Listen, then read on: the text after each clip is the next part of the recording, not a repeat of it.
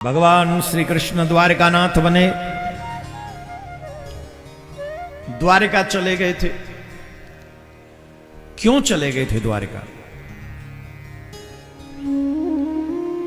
कंस का ससुर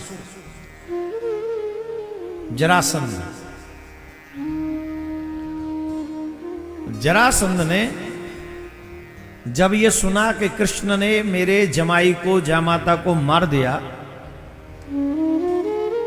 तो जरासंध ने 17 बार मथुरा के ऊपर चढ़ाई की। 17 बार मथुरा के ऊपर चढ़ाई की, और 17 बार जब चढ़ाई की, भगवान श्री कृष्ण ने 17 बार जरासंध को परास्त किया। बार बार परास्त होकर वो हार गया। तो एक बार उसने ब्राह्मणों को बंदी बनाया, और ब्राह्मणों को बंदी बनाकर उसने कहा कि तुम मेरी विजय के लिए यज्ञ करो, मेरी विजय के लिए यज्ञ करो।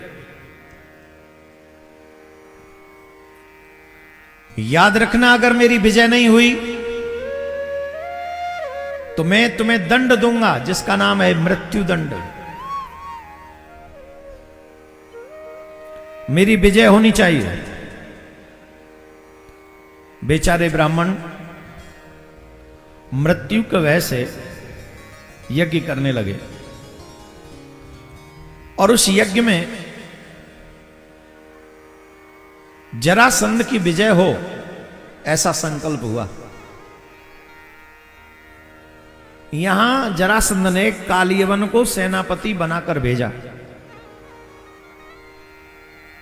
कालियवन को सेनापति बनाकर भेजा। कालियवन सेना लेकर मथुरा पहुंचा। भगवान श्री कृष्ण क्या कालियवन को परास्त करने में सक्षम नहीं थे? थे, कर सकते थे। क्या नहीं कर सकते थे? परंतु उन्हें याद आया कि जरासंध ने ब्राह्मणों को बंदी बना लिया है और अपनी विजय के लिए यज्ञ करवा रहा है। वीरता के कार्य बहुत किए हैं, आज एक कायरता का भी काम कर लेना चाहिए। क्यों? इस संसार में सबसे बड़ी हत्या किसको कहते हैं जानते हो? गौ हत्या, स्त्री हत्या और ब्राह्मण हत्या। ये सबसे बड़ी हत्या है शास्त्रों में। स्त्री का वध कभी नहीं करना चाहिए। एक और लिखिए, शिशु हत्या, बालक की हत्या। बाल हत्या कभी नहीं करनी चाहिए, स्त्री की हत्या कभी नहीं करनी चाहिए, गौ हत्या कभी नहीं करनी चाहिए, ब्राह्मण की हत्या कभी नहीं करनी चाहिए। ये सबसे बड़े जघन्य पाप हैं।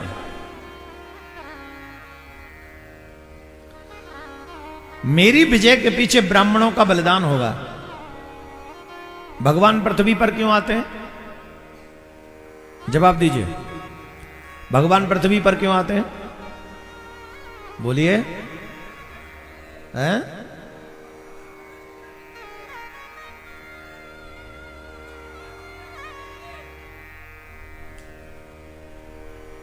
यदा यदा धर्मस्य ग्लानिर्भवति भारतः अभ्युत्थानम् अधर्मस्य तदात्मानं सृजाम्यहम् परित्राणाय साधु विनाशाय च दुष्कृतां धर्म संस्थापनार्थाय संभवामि युगे युगे। जब जब पृथ्वी पर अत्याचार बढ़ता है, तब तब मैं अनेक रूप धारण करके पृथ्वी पर आता हूं और धर्म की स्थापना करता हूं, अधर्म का पतन करता हूं। युग युग में ये भगवान का वक्तव्य है। मैं आप सभी से एक बात जानना चाहता हूं, अगर भगवान धर्म की रक्षा करना चाहते हैं और बार बार हम सब की रक्षा के लिए, धर्म की रक्षा के लिए आते हैं, तो हम लोगों की क्या जिम्मेदारी है? जवाब दो। क्या हमें धर्म की रक्षा नहीं करनी चाहिए? ईमानदारी से दिल पे हाथ रख के जवाब दो, क्या हम धर्म की रक्षा कर रहे हैं? कर रहे हैं? हमारे घर में उल्टे सीधे काम हो रहे हैं और हम घर वालों को ही धर्मात्मा नहीं बना पा रहे हैं। औरों की तो बात छोड़ दो, मोहल्ले में धर्म की रक्षा बाद में करेंगे, पहले अपने घर में ही कर लें।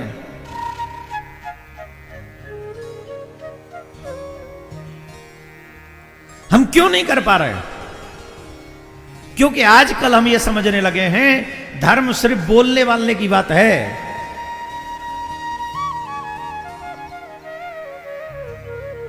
ये कोई प्रॉपर बात नहीं है धर्म की। बोलो, चलो और करो। अगर भगवान बार बार अवतार लेकर आते हैं धर्म की रक्षा के लिए, तो क्या हम लोगों को अपने घर में धर्म की रक्षा नहीं करनी चाहिए?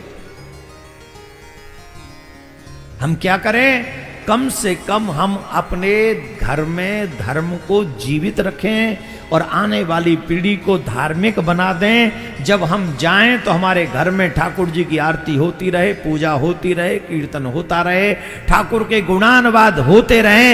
ऐसा संस्कार हम अपने बच्चों को दे के जाएं। ये देना चाहिए कि नहीं? लेकिन आज पूरा सनातनी जगत अपने बच्चों को कोई डॉक्टर बनाने में लगाए, कोई इंजीनियर बनाने में लगाए, कोई वकील बनाने, LLB कराने में लगाए, कोई बिजनेस, पता नहीं क्या क्या बनाने में लगे। सब बना के छोड़े। बनाओ, बुराई नहीं है। जितने भी IAS, IPS, जज, वकील, नेता, बिजनेसमैन, बड़ी बड़ी पोस्ट हैं, उसमें सब सनातनी हो, लेकिन धार्मिक सनातनी हो, जिन्हें माथे पे तिलक लगाने में शर्म ना आती हो, जिन्हें सर पे चोटी रखने में शर्म ना आती हो, जिन्हें भगवान के मंदिर के साथ जाके, उनके मंदिर में जाके सर झुकाने में शर्म ना आती हो, ऐसे संस्कार हमें हमारे बच्चों को देने चाहिए। अगर हम इतना अपने बच्चों को संस्कार दे पाएंगे तो हमको लगता है हम सही माने में अपने कन्हैया के बताए हुए मार्ग पर चल रहे हैं कि धर्म की रक्षा करो। हम अपने घर में धर्म की रक्षा कर लें, ये महत्वपूर्ण है। तो जैसे धर्म की रक्षा के लिए भगवान आगे आते हैं, वैसे हम लोगों को भी अपने कृष्ण के कार्य के लिए आगे आना चाहिए। प्यारे, भगवान श्री कृष्ण रण छोड़ के भाग गए।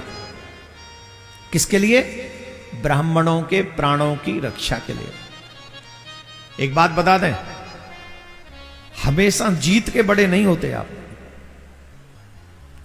जीतने के लिए जरूरी नहीं कि आप जीतो, युद्ध जीत जाओ।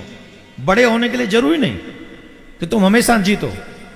कई बार हार कर भी मनुष्य जीत जाता है।